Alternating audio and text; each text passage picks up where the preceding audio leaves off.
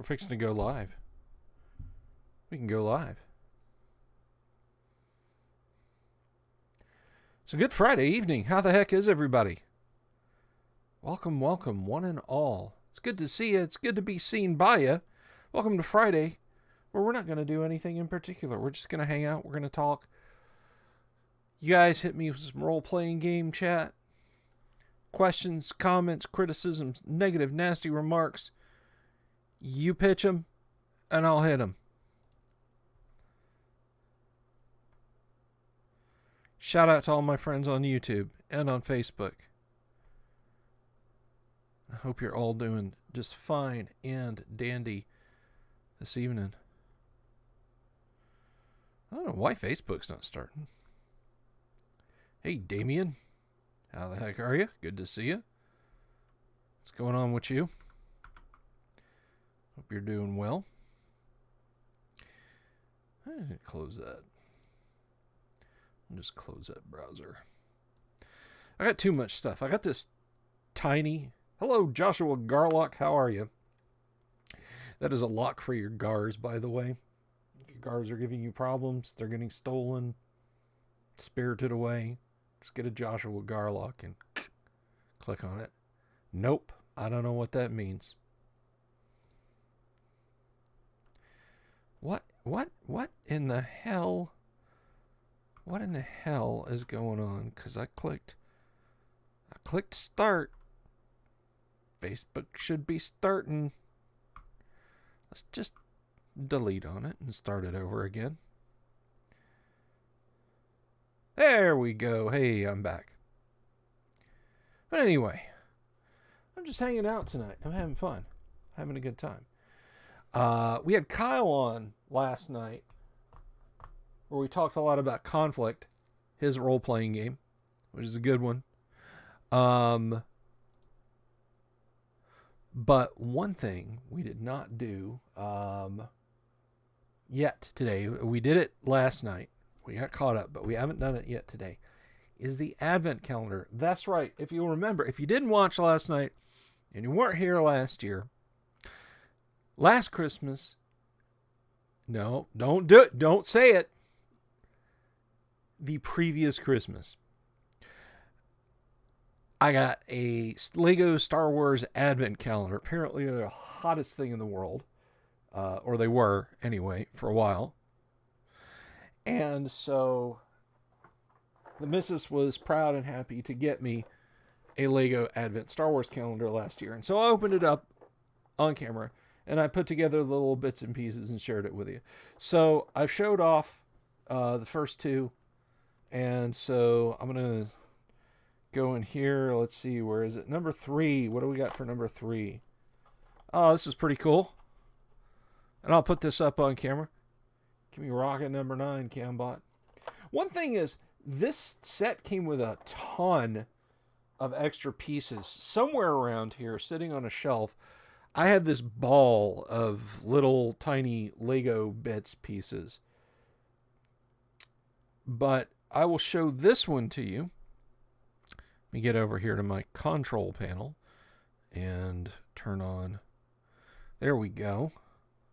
See my buddy Bards of Greyhawk. Got their stuff right there. But what I'm really showing off is, you check this out. This is a little piece of Mos Eisley terrain. You could say that's Uncle Owen and Aunt Beru's house in Star Wars. In Star Wars miniature form. So that's our Advent calendar piece, day number 3. Will I do this again next year? If you guys, have seen it already one year and then Christmas rolls around and you're like, hey, still going to do an Advent? I don't know. Maybe I'll spend the year putting together like a fantasy miniature Christmas Advent calendar for you guys, and I'll paint them up and show them to you. Maybe I'll do that. We'll have to see. But there you go, guys. That's what you got from the heck's going on there? That's what you got for the Advent calendar piece this day, today, is a little bit of Tatooine right there, courtesy of the Lego Corporation. So we'll set that aside, and we'll put it in the calendar later. We'll just go ahead and shut that off. And now over to you guys. How the heck are you guys doing? Happy College Conference Championship Weekend Eve. Yeah.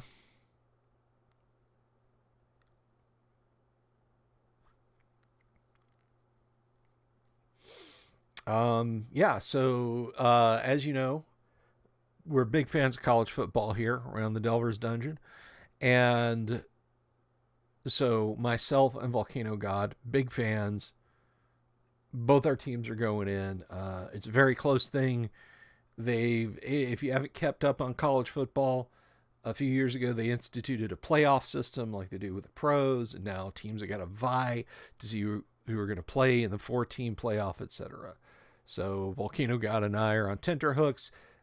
He is ascendant. He is expecting his team to win. My team has been of questionable degrees of talent this year. The Alabama Crimson Tide, his is the Cincinnati Bearcats. So his team is on the rise. My team right now is on the decline. But they won their state rivalry game. So for me, anything after that this year is just gravy. I don't expect them to win tomorrow because they're playing the number 1 team in the nation. But let's continue. Damien says, just finished a story arc in a Fallout 4 mod that reveals Preston Garvey was an Enclave spy whose mission was to weaken the Minuteman faction. Well, that's interesting. But Fallout 4 takes place the year after Fallout 3. So either you ignore the canon of Fallout 3, where the Vault Dweller, your character in Fallout 3, stops the Enclave and causes them to be completely discombobulated. Or you don't, but, Preston's like one of those ex-Soviet agents in 1989, still just, my orders were to do this, so I'm going to carry that out to the best of my ability.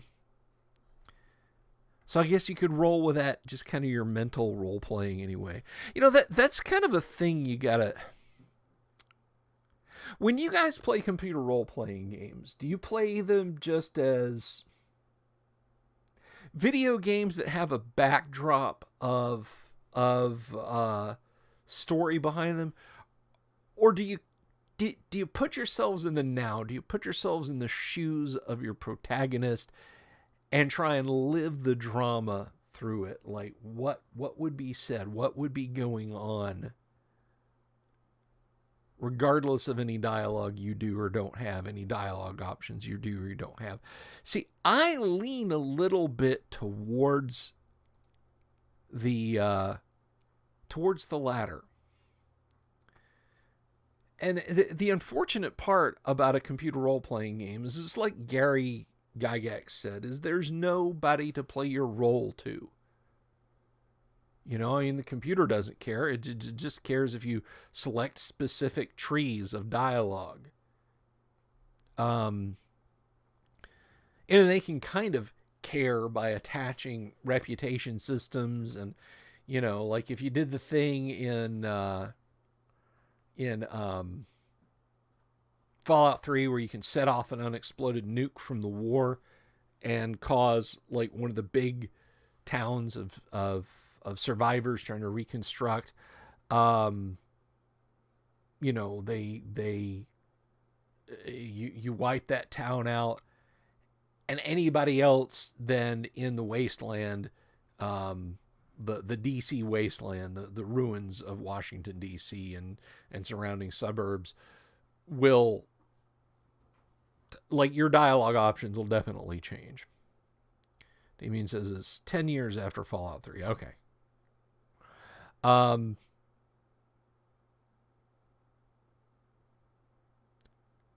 but it doesn't really, you know, at the end of the day, you're still playing the computer game, and you're still, you know, the game's only going to react within limited ranges of behavior based on what you said and done. So you kind of got to make up a game in your head as you go. Like, here's a case in point. When I played Morrowind, I only ever chose certain factions. When I played Oblivion, one time I did the Assassin's Guild quest. And I'm like, okay, all right, you know, this is people, they more or less got it coming. Well, there's kind of this conversation you can eavesdrop on with some other assassin, where one of the assassins is talking about how she killed everybody, all the children in an orphanage, and how adorable it was that they were fighting back like there was anything they could do to stop her. And so, yeah, I never played that option again. Now, I think they kind of cater to that a little bit. It's like, in Oblivion, if you don't join the Assassin's Guild quest, you just kill key members of the Assassin's Guild and never take their options. The game's just like, yeah, those storylines, those quests are broken, and you can't really do anything, and, you know, we move on. But in Skyrim, which is of course, the fourth Elder Scrolls game. I'm sorry, the fifth Elder Scrolls game. My apologies. In Skyrim,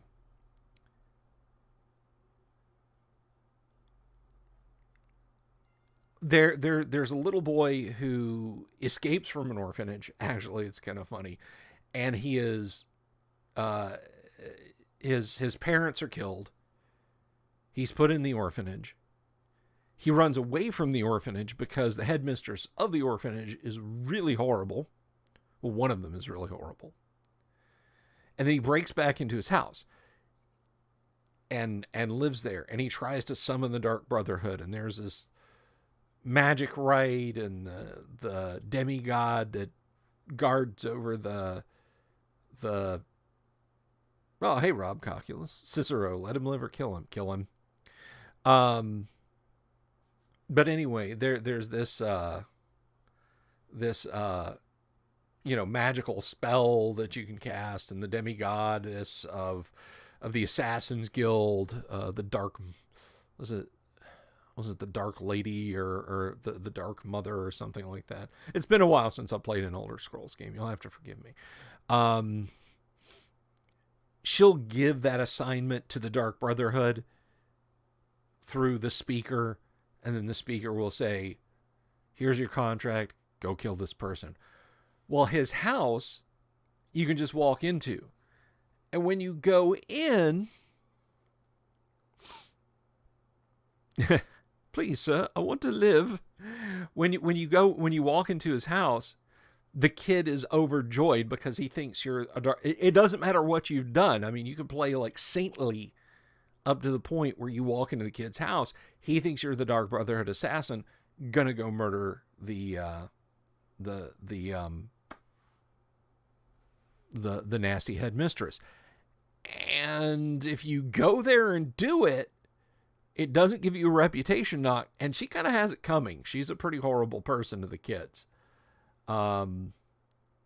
But once you've done it, the next time you go to a home or an inn or whatever and sleep, you're kidnapped by a Dark Brotherhood assassin who takes you off to an abandoned house way off in the middle of nowhere. It's like the whole, you're drugged while you're sleeping. So the game literally just moves you over there. And, she's got these 4 people tied up with sacks over their head, and she's like, oh, so you're doing the Dark Brotherhood's work for them. Well, we can't have that, so you can either you pick one of these people to kill because they're all sanctioned, and show us that you're actually dedicated to the Dark Brotherhood, and then I can take you to the Dark Brotherhood hideout. Hello, William Sova. Good to see you. Good to see you. But there's another option. And I like it in Skyrim because if you just like, yeah, no, I'm Fusro Da her through the wall and then murder her right on the ground. And by the way, this is an 11-year-old computer game, 10-year-old computer game, so I don't want to hear any bitching about spoilers. You get a notification that pops up on the screen. It says, basically it says to the effect, the Dark Brotherhood storyline is no longer available. But it starts a quest, destroy the Dark Brotherhood, and gives you a quest marker where you go to the local like Imperial commander in a district and say, hey, guess what? And he's like, okay, so he gives you clues to try and find the Dark Brotherhood's lair, the Assassin's Guild lair, and then you get certain perks and bonuses for going in there and massacring them. And I much preferred that to Oblivion, where it's just like, oh, you kill Lucian, LeChance, you can never do any Assassin's Guild stuff. Even if you find the Assassin's Guild and sneak in, the people in there are like, hello, But to go all the way back to my initial premise of talking about computer role-playing games, I think you have to mentally role-play more in order for the games not just to be a really, really, really complex version of Doom. I mean, because really, when you think about it, that's what it all boils down to, right? It's a first-person shooter where you're trying to get stuff to buff your stats and get better weapons to kill tougher monsters. So you kind of got to play a little let's pretend with yourself when you're playing a CRPG. In a way that you might not necessarily do and that's just kind of that's just kind of how I roll with it. So for me, making certain decisions, like I never blow up Megaton. That's the town that has the unexploded nuke in it in Fallout 3, which again, spoiler alert, but that game is from like 2007. So again, I don't want to hear any complaints. That is a game that runs pretty okay on a GeForce GTX 260 and a Core 2 Duo running at like 2.5 gigahertz. So don't bring me any, don't at me about spoiling what you can do to Megaton. So knowing that that's like the first time I went to Megaton and this guy was like, hey, you look like a dude who would be down for exterminating a couple of hundred people in a blinding nuclear flash, just because my asshole boss doesn't like the fact that the town is in his line of view from his penthouse tower. When he gave me that option, I knew that unlike Oblivion and Morrowind, straight up murdering someone was not going to trigger a dialogue where a guard would say, "Stop! You violated the law!"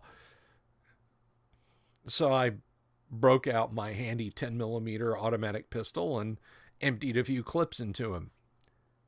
That storyline was then over. And when I found out who he was talking about, who wanted to blow up the city, I went to Mr. Tenpenny and I killed his ass dead. Because, the world of Fallout's fucked up enough without you going and setting off yet another nuke. Which, yeah, I know, the biggest, baddest weapon in the game is the Fat Man, which is a spigot mortar that fires miniature nuclear explosives. So, and if you really want to see what, like, a city-busting nuke can do in Fallout, you can either say yes, or save the game, say yes, do the whole storyline, which isn't that complicated, go to the tower, set the nuke off, and then reload from where you saved. Or on the other side of the map, it's a lot more difficult, but all the way on the other side of the map, there's an abandoned, well, everything in Fallout just about is abandoned, but there's a military base that has control of an orbital bombardment satellite, and you can order it to drop some of its payload at random in the wasteland. I mean, it always hits the same place, but it doesn't target a city. You can't say, okay, I want it to target the Enclave. I want it to target the Brotherhood of Steel. I want it to target yada, yada, yada. You can actually fire a nuke and watch it land somewhere in the desert. Just a passerby said, damn it, crossing streams. Okay. Vinny over on Facebook says, I wanted to play Elder Scrolls, but I was afraid I got sucked into a World of Warcraft rabbit hole. Hi, Shelby. Hey, I hope you guys are doing okay. Much love to y'all.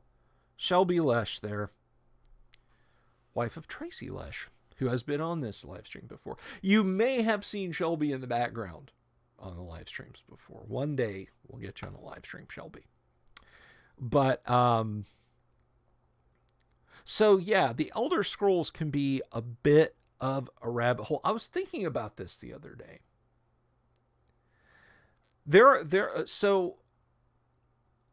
So many people, their first ever taste of the Elder Scrolls series was Skyrim, which is not a bad place to start graphically.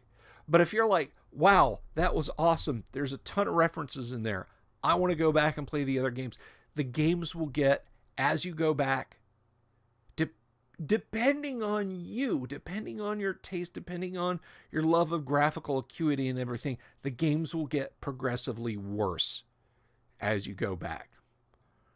By the time you're playing the Elder Scrolls Arena, you are playing a game that is a little bit more graphically acute than Castle Wolfenstein.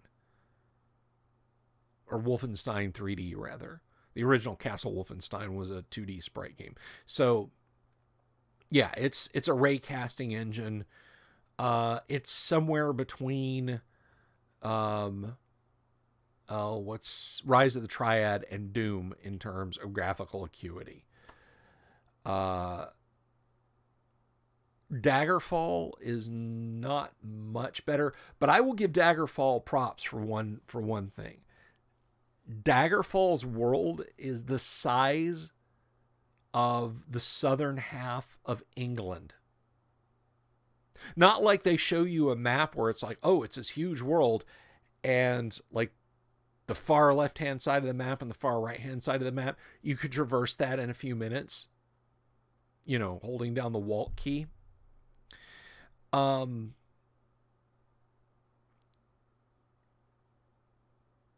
Daggerfall is the size of southern England.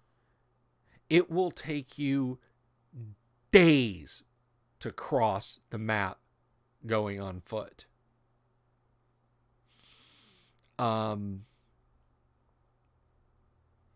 So, and I mean, there's random, like literally just random encounter tables that happen in Daggerfall. You can leave like fully, okay, I'm going to the Imperial City. I'm walking straight there. And in Daggerfall, you will become mired in random encounters and never get there. You will trip over little towns, bump into people. It is really, really a deep game. It's an ugly game, but it is an incredibly vast game.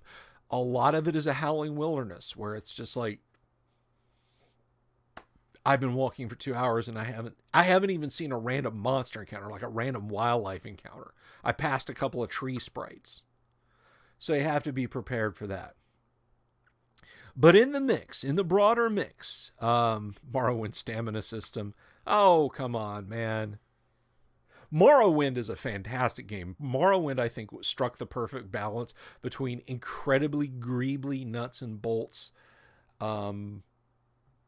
stuff of like all the things we like about role-playing games and just an open world first-person action shooter game. And I gotta admit, as much as I like Oblivion, and yes, I liked The Elder Scrolls Oblivion, I was not an enormous fan of its how should I say this? The Morrowind map is technically much smaller than the Oblivion map. Morrowind is like a third again as large as, or rather, Oblivion's map, Tamriel, the Imperial province of Tamriel, is a third again as large as Morrowind. Morrowind feels like a vast continent. Like when you're off in the wilderness away from Balmora, yes, in your mind, you know, if you go over this mountain range and over this mountain range and up this road, you're back in Balmora.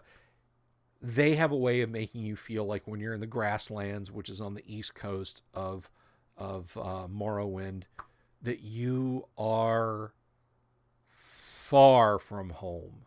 Wherever, you know, if you've set up shop, if you've taken over Caius Cosatus' house in Balmora, if you go over to the grasslands, it's 7 or 8 minutes as the crow flies, if that. You feel like you're on the other side of the world. You feel like that's on the west coast of the United States and you're someplace in the Midwest or on the East Coast. I can't explain that. As large as Oblivion is, there's only 1 or 2 places on the map where you cannot see the Imperial City from. One is in Black Marsh, which is way off to the southeast, which is swamps. And the other, I think, is it's off in the northwest. It's way off in the northwest.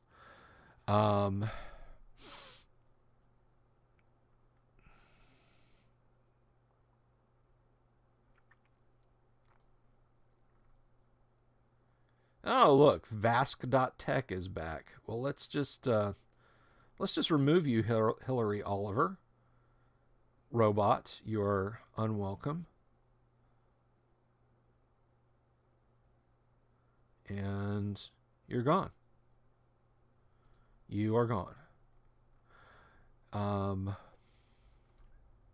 So the whole thing, the whole of the Elder Scrolls is Arena, Daggerfall, a game called Battlespire, Redguard, which Redguard is almost like the guys at Bethesda said, hey, you know that Tomb Raider game is really popular. What if we did one of those set in the Morrowind franchise?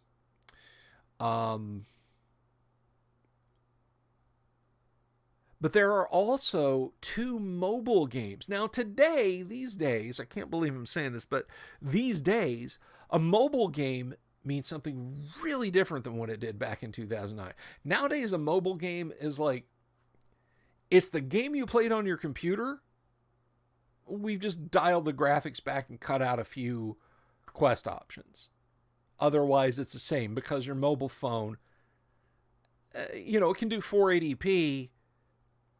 What you run at 1080p or 4K on your PC, just as long as we kind of dumb it down a little bit. Please fuck off. Vask.tech. Here.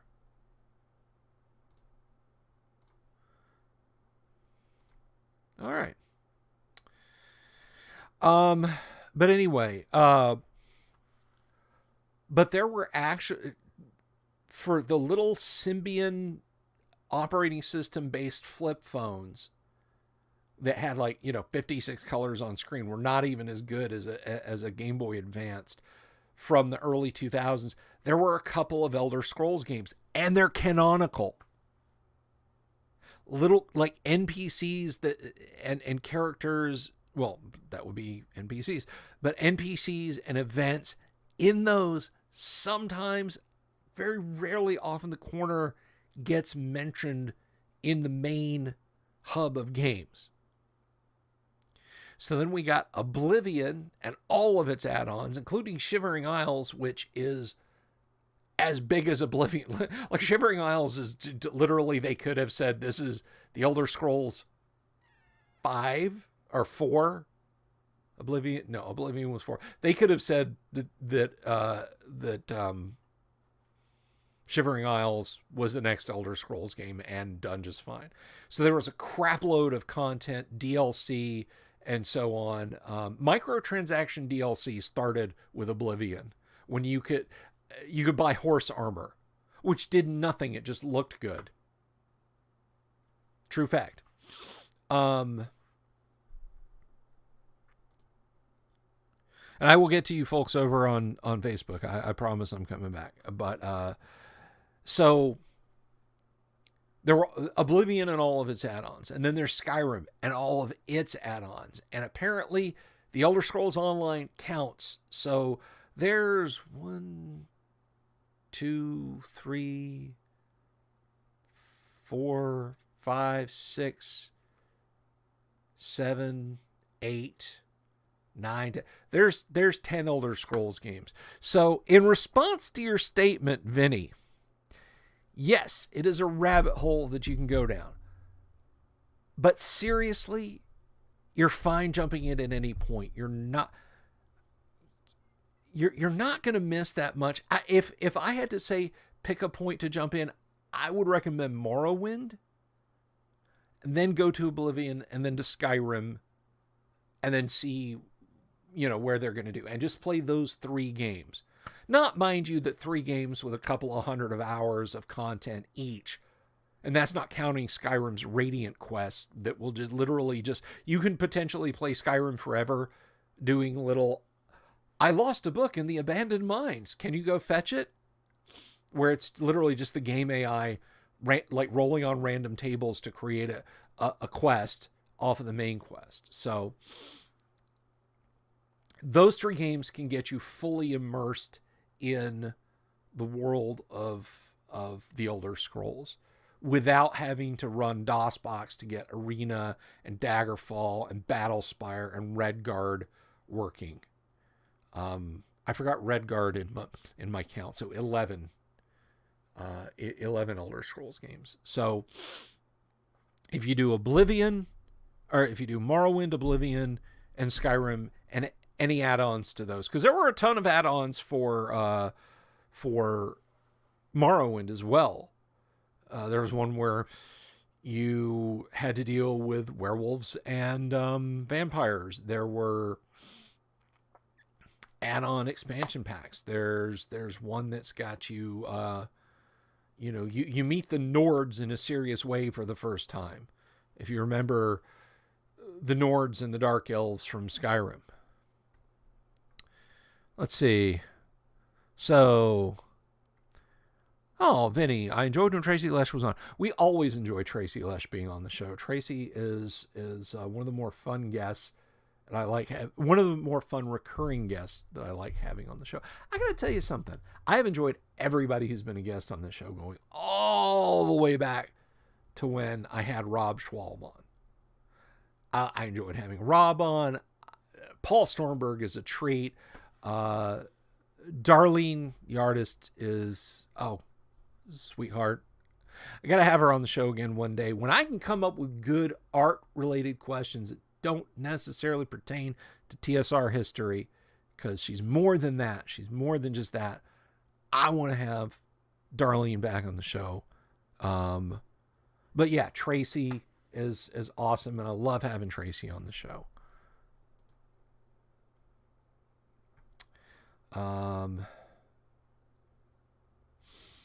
Let's see. Let's see. Do I remember or have I played the old Atari 2600 Sword Quest games? Each was its own world. Yes, I got 2 of the Sword Quest games after the video game crash of '82. So for those of you who don't know, what Vinny over on Facebook is talking about, Sword Quest, Sword Quest is, yes, she did the Greyhawk maps. Darlene did the Greyhawk maps. And some of my favorite AD&D artwork. Her Zoftig Succubus in the Dungeon Master's Guide is without a doubt one of my favorite AD&D illustrations. Anyway, I digress. Sword Quest were a series of puzzly platformery games for the Atari 2600, and they came in 2 parts. So you got the cartridge, and depending on what order you solved the puzzles in, you would get a bit of a code. Now, the puzzles were actually, some of the puzzles were fairly difficult to know what order to solve them in. Atari was working closely with DC Comics because at the time, DC was owned by Warner Media. Atari Video Games Inc. was also owned by Warner Media. You ever check out the back of an old Battlezone or Tempest coin-op game from that period, stuck up in the upper left corner, copyright blah, blah, blah, Warner Media, Warner Brothers. Now, the Atari Computer Corporation was not. They were interrelated, but they're not the same thing. So, DC released a series of comic books that you got with the video game itself, and worked into the art were hints about how to beat the given video game. So they released Waterworld, nothing to do with a Kevin Costner movie. Fireworld, Earthworld. The last game was supposed to be Airworld, and it got delayed and delayed and delayed and delayed and delayed. And what Atari said they were going to do is they would take entries, like people who beat the game within a set window could enter the contest, and then they could come to, I think it was Vegas, to play, to win the prize, which was this trophy that was covered with jewels. It was made out of gold and platinum, and had like a little gold sword with it. Everything. It was worth probably $20,000 at the time, and there were other lesser prizes. But the big trophy was never awarded to anyone, and nobody know. They know it got made, and according to Computer Rumors, the last anyone ever saw it, it was stored safely in the office safe of the one of the high muckety mucks at Atari, but nobody ever saw it after that. A fellow who won like the second prize got the trophy he got, and I seem to recall reading an interview where he said it was nice, but eventually he basically had it destroyed and sold it for the value in gold, platinum, and gems. You know, basically like had it valuated, and then it was melted down into, you know, a few small bars, and the gems themselves sold off. And I can't remember what for. I can't remember if he said it was for college or if he just said he had bills pile up or whatever. But I can understand that. But I would think the curio price of it. But then at that time, everything wasn't vintage, you know? It's like, oh, I have a box copy of Duck Hunt. I'll give you $50,000 for it right now. Oh, okay. You know, that's kind of where we're at now.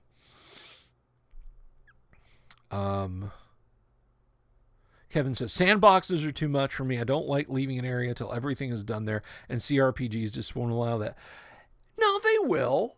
They will. It's just, you know, you gotta be, you gotta be willing to accept certain things. I realized that during one of, I think my second playthrough, which is most recent, of Fallout 3 that I was in a money crunch. Almost everything in Fallout will at least sell for something. So right near the town you start in Fallout, after you leave your vault, your bomb shelter, there's a town called Springdale, and it's full of rubble. Old cans, Coke bottles, appliances that are never going to work again. All that stuff. Well, Springvale is not that far from Megaton. So you can basically completely strip Springvale of every item that's worth anything and slowly over time sell it to the lady who runs the supply store in Megaton. You got to wait for her money to build back up, but you can do that and you can earn a few thousand caps. Bottle cap is the form of credit. So you can actually slowly strip Springvale out, and then there's one person that's quest related in Springvale, and depending on what kind of game you're playing, you may never get to interact with her other than going into her house and talking to her. So you can do it. I think somebody said there are like 39,000 cans, like crushed cans, rusty cans, bent cans, tin cans, in total in the entire game of Fallout 3 in the DC Wasteland. And they're all worth a third of a cap. So there's 10,300 caps credits in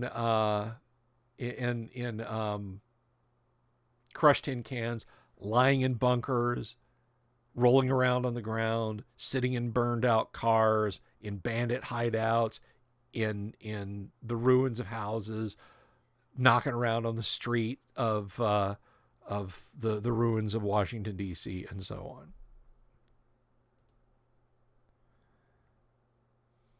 Volcano God says, best open world RPG ever is Auto Duel by Origin Systems circa 1985. I still play it occasionally via emulator.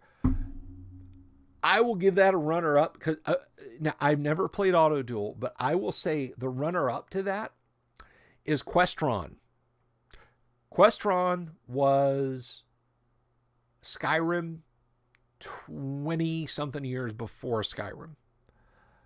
26 years before Skyrim. Or that 36 years. Let's carry the one. Anyway. Questron is a fantasy role-playing game, open world game. It does have a main quest, but even after you've beaten the main quest, you can continue to bop around and buy and sell things and have random encounters with monsters and so on and etc. I loved Questron on the Commodore 64, particularly because I figured out how to scam the roulette wheel game and just make money hand over fist to the point that I was literally a millionaire before I left the first island to go to the main island and fight the bad guy. Horse armor is the worst part of the DLC, and then it's sold, opening the floodgate. Yeah, Damien, you're right. The horse armor DLC was a giant... Yeah. We pretty much have Todd Howard to blame for the state of computer games today. And in case you're wondering, horse armor didn't do anything. It was literally just a model. It was a 3D model that sat on your horse. It didn't make your horse more survivable in combat. William Sova says, I'm thankful for playing Oblivion because I was able to understand what people meant by the lack of a skill system hurts Skyrim. I miss upgrading athletics to the point I'm floating. Yes. The first time I played Skyrim, I knew Skyrim didn't have a skill system relative to everything that had come before it. So one of the biggest problems for you to overcome in Morrowind, at least now, I don't know about Arena or Daggerfall, but in Morrowind and Oblivion and all their DLCs is when you first start, you're slow. You walk very slow because your athletic skill is low. Well, just the act of walking forward, walking back and forth, walking from Chorrol to the Imperial City and back will gain you a few skill points in athleticism and make you just a tiny bit faster if you put the skill points when you level up into athletics. But if you jump every step, that gives you more. So if you go to third person view in Oblivion, you're literally skipping through dungeons, skipping down streets. You just learn to hold down W and tap the space bar as you move because it's giving you more XP. And if you max out your athleticism in Oblivion, you can jump off a cliff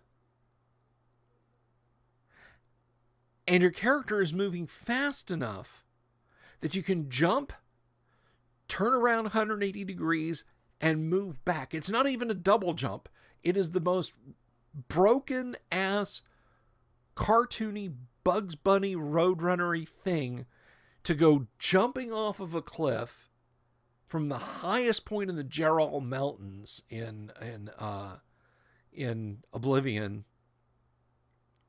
hang there in the air for like a full 2 seconds, and then turn around and go back to the cliff you just leapt off of. And when your athletics is high enough, you can do it all day long. Damien says, Daggerfall Unity is another option for those who want to play Daggerfall without DOSBox, now with mod support and console commands. I may have to check that out.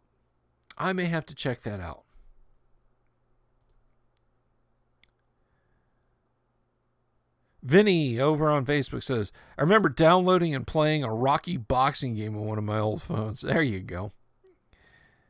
And yes, Darlene did do the Greyhawk maps, and she has been on this live stream before. Very nice lady.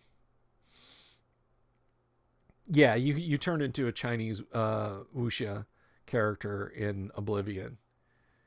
I mean, you just get to the point where your skills are maxed out, where it's just like. Now, one thing that Oblivion does have that you got to watch out for is Oblivion has something called broken leveling. So, an easy way to get experience points. All right. For those of you who've never played Oblivion, who are now thinking about going out and getting into Elder Scrolls games,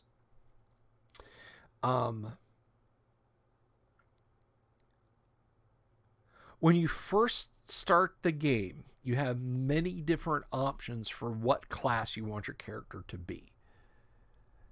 That got thrown out the window in Skyrim. Like, character classes are pretty much gone now from the Elder Scrolls games. But in Oblivion, you still picked a character class. But you could pick up other things. Like, you could start out and say, I'm playing an Imperial Battle Mage. Or an Imperial Crusader, which is kind of like a Cleric Paladin dual class. All right?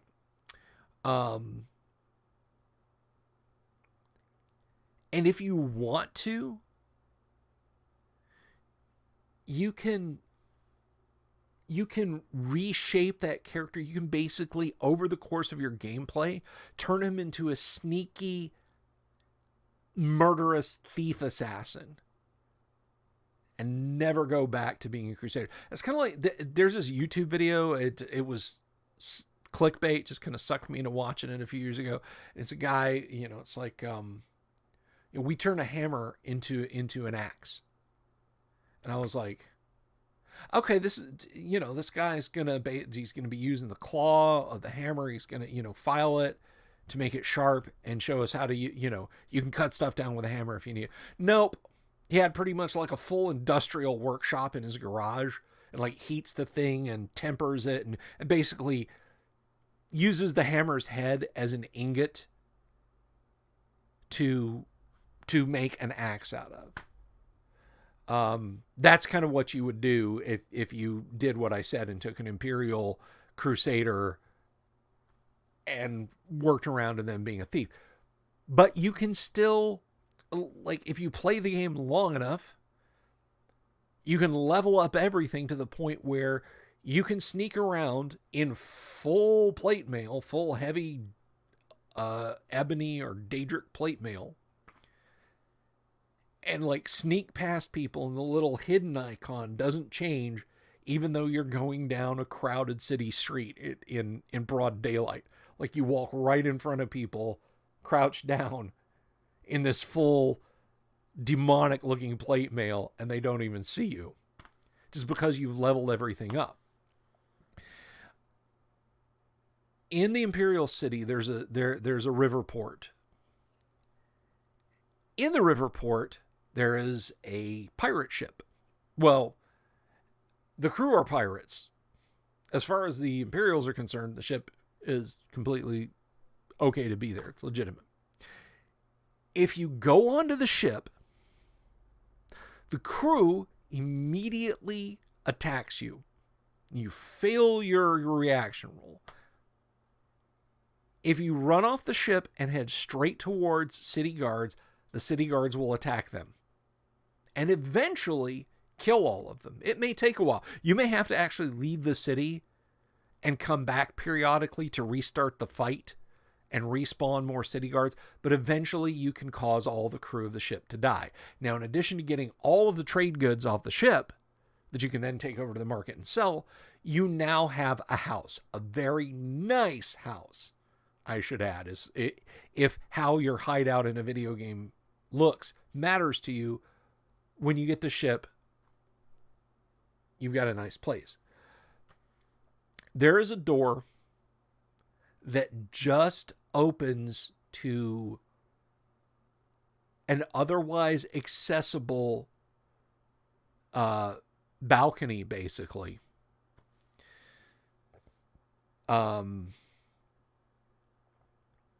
Damien says, to be fair, in Fallout 2, if you built your character right, you could sneak in a full run while wearing power. It's true. But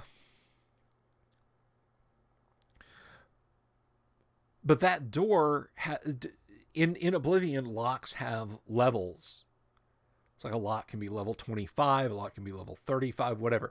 This door is locked with the highest level of lock, a level 100. There's a spell called Ekash's Lock Splitter. It costs a very tiny bit of mana to cast.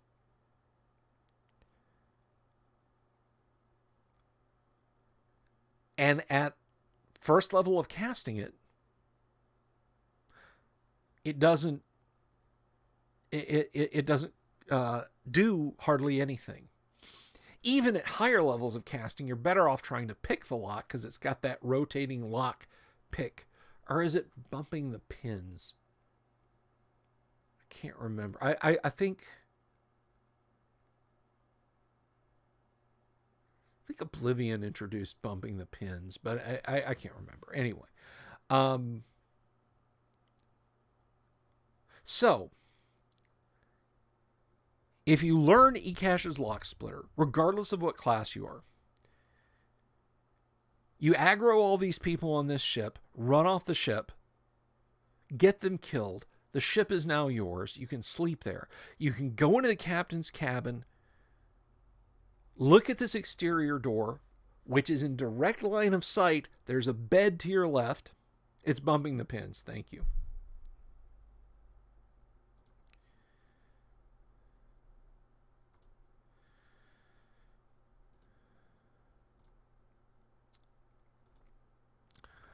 And you can cast Ekash's Lock Splitter until your mana runs out.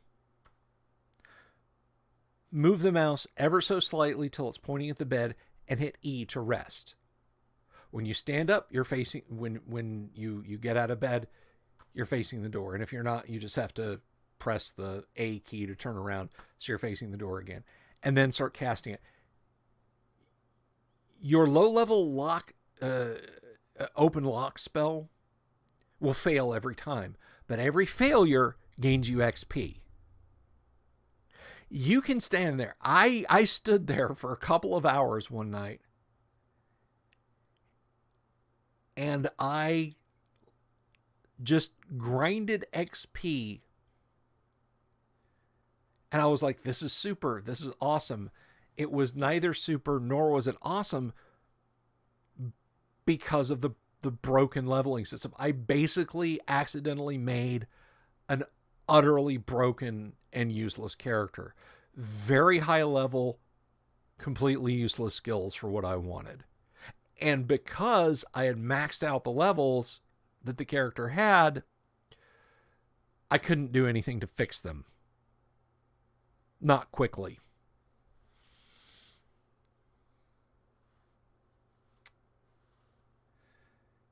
I utilized this method to steal a key card off of the Enclave president while leaving a time bomb in his pocket and leaving the room before it detonates. Macro that stuff and walk away. Yeah, I mean, you could do that. The thing with cheat, and let me be clear. I did it, and if somebody like they get the fun out of the game, like that's how they enjoy playing the game. That's awesome. But so when I say cheat, I don't mean in a pejorative, ugly kind of way, like you suck, you need to get good. When you find little exploits in games like that, sometimes it can be like, if it's a one-time thing, it can be fun to use. There's an exploit in a quest in Skyrim. There's a book you can get that will, it's like a one of the Librams or tomes from first edition AD&D. There's your first edition AD&D content. But it's a unique item and you get it from a demigod. When you read it, you pick like one of your stats to raise by 50 points or so. It's basically the equivalent of leveling. Like you gain a level that you can then apply,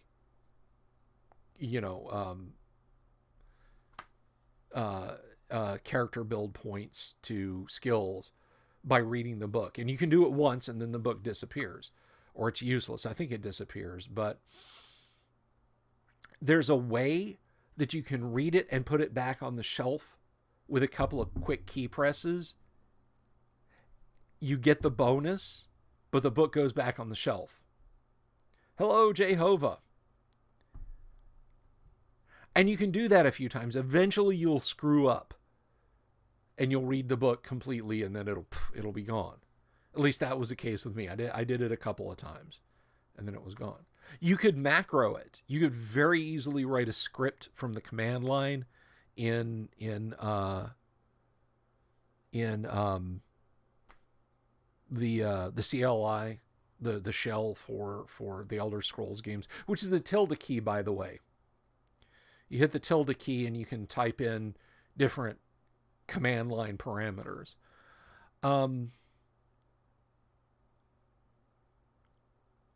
There's a point where doing a exploit over and over and over and over again, you might as well just open up the shell and type in, give me 1,000,000 XP. Target me. Give me 50 bazillion gold pieces. Target me. Player, add item, hexadecimal ID for gold coins in the game, amount. And then you put in some obscene value. And it can even be routine things. It's case in point. I never completed Baldur's Gate 2. I completed Baldur's Gate 1 with exploits that I learned that were baked into the early version of the game, and I enjoyed the hell out of it. Hello, Justin. Justin Lanassa over on Facebook. Good to see you, my friend.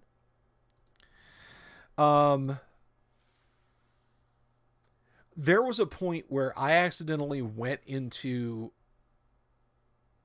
a dimension hopping ship sphere thing And it literally took the party to hell. And I did it way before the demons and devils, or rather the devils, there was nothing in the party they had that could challenge them, but I was stuck. Now, right outside the door of the ship, when you land, there's an occasional random encounter where there are a couple of imps and a couple of low-powered devils that you can kill. You can get a little bit of XP. You can fall back. You can rest inside the ship. And then you can go back out and hope that they respawn, or that the dice roller will say, okay, that's a thing that needs to happen.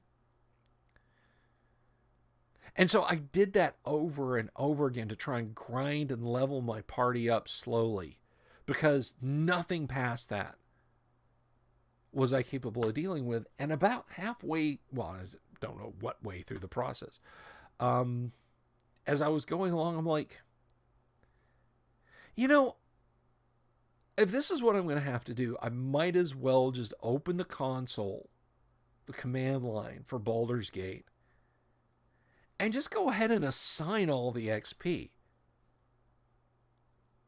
Because I'm not going to stay in these fights until a party member dies.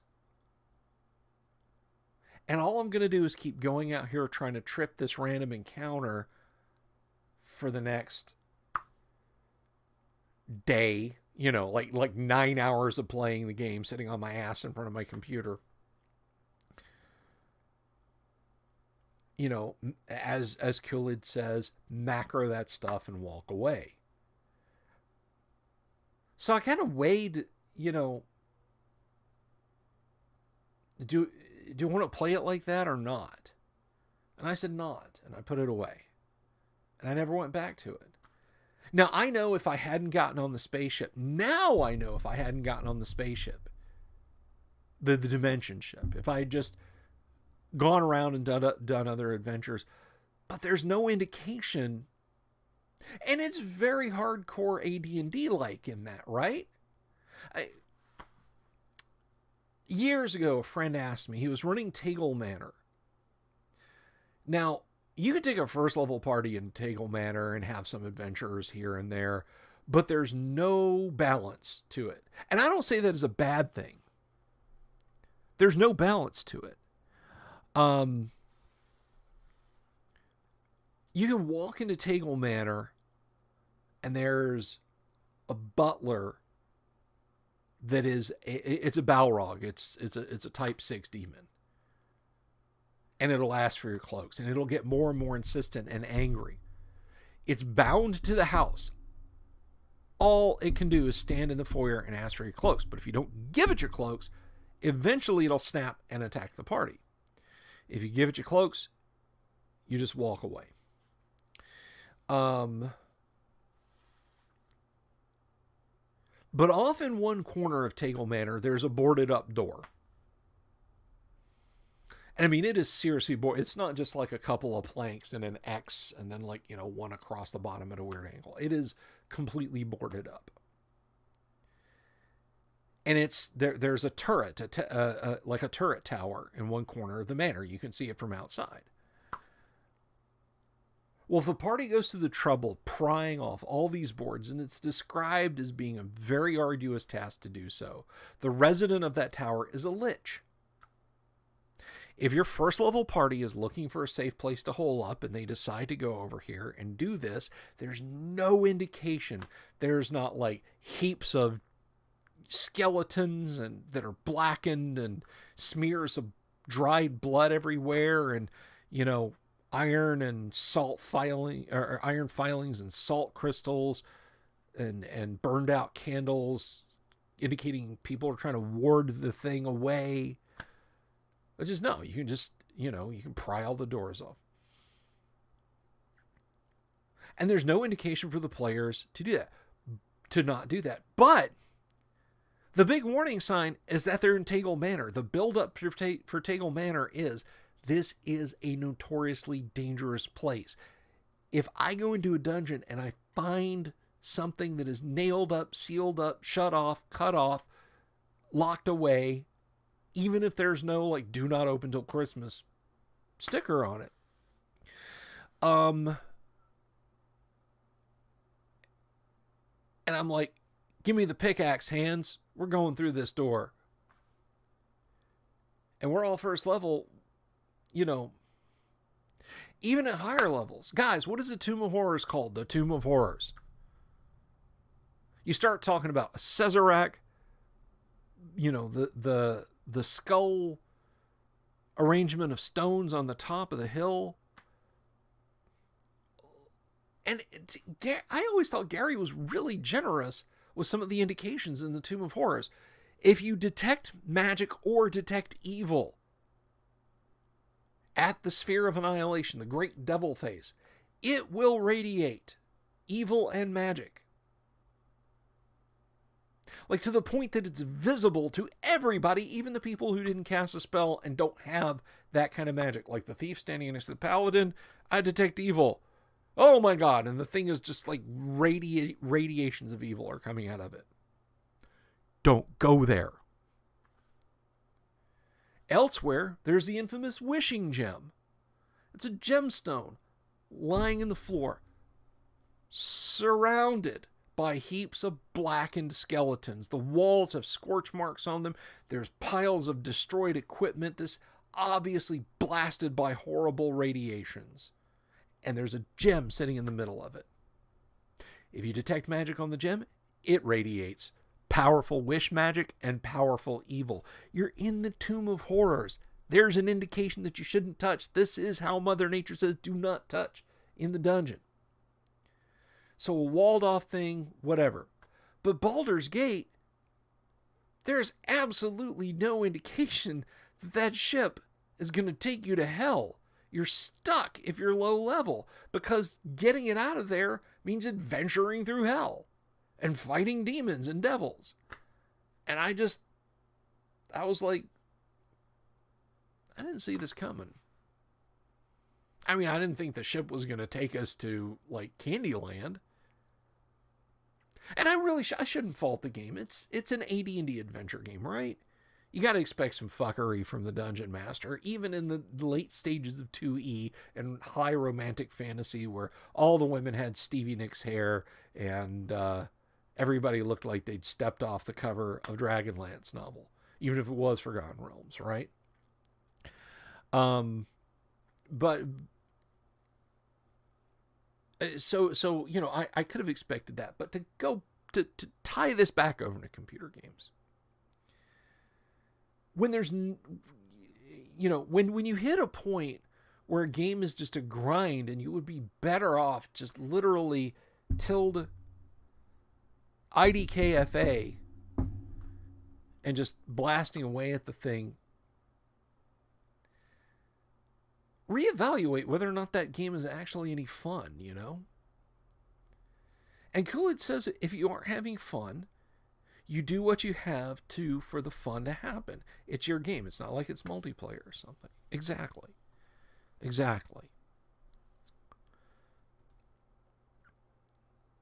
And that goes back to what I was saying earlier about Gary saying that, you know, computer role-playing games, there's no role in a CRPG.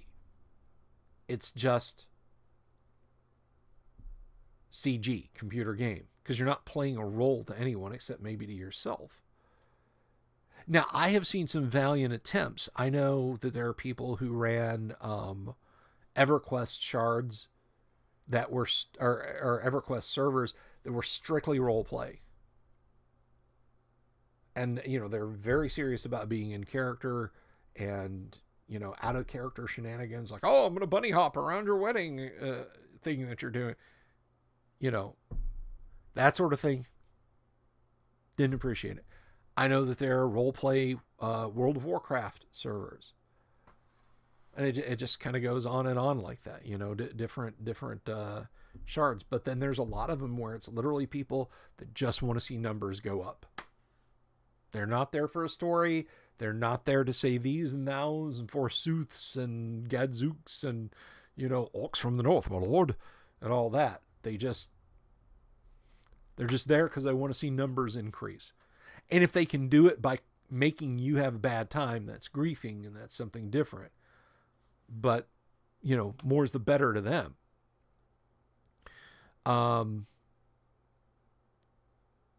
So yeah, I mean that's kind of where I stand on the whole, doing stuff in computer games. William, have a good one. We'll see you around, buddy.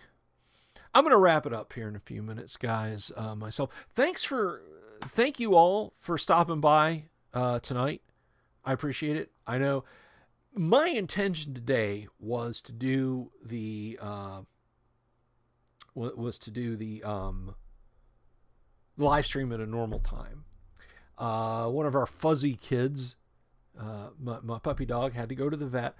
Everything's fine. Everything's cool. And then I got a call to come and do some work today and make a little bit of grip. I got to get that grip. So I went and I put some work in today. And by the time I was done with that, I had to go buy groceries to make a birthday dinner for my darling wife. It's Mrs. the Dungeon Delver's birthday. So happy birthday to you, my love. Mwah. Happy birthday to you. So yeah, I mean, just looking at the time crunch, I was like, I cannot stick an hour and 20-minute live stream in the middle of the day. So we'll do this tonight. Khalid says, this was a great fireside chat kind of thing. I loved it. I loved it too. You know what? I love you guys. I appreciate my audience. I really do. I like being able to talk to you guys. This started out back in late February, early March of 2020 when Andromeda Strain hit, as just a way for me to help people not feel cut off. Well, you know what? It's reciprocated. Whether the people, I don't know if there's anybody who started listening to these live streams back then that still listens to them now. If they're just like, oh, Bill's going to yell and talk about D&D all the time. I got better stuff to do. But really, I appreciate all you guys who stuck around and listened to the show. I really do. I really do. And guys, we're at 819 subs on the YouTube channel now. All right. We are flying up through the 800s. We're on our way to 900, and 900 puts us on the doorstep of 1,000. We're going to have the great underground online gaming convention when we hit 1,000 subs. Wouldn't it be awesome if we could say by Christmas that we hit that number? Tell your friends, tell your gaming buddies, tell your family who like dorky people talking about dorky things. There's trouble up at the mill. Yes. Come on over, click subscribe, click the bell icon. If you don't like a video, you can dislike it. That's fine. I do see, by the way, I see the dislikes. I understand, and I do take the feedback from you guys. And I get great feedback on my videos. I really do. I really do. I take your feedback to heart, guys. I honestly do.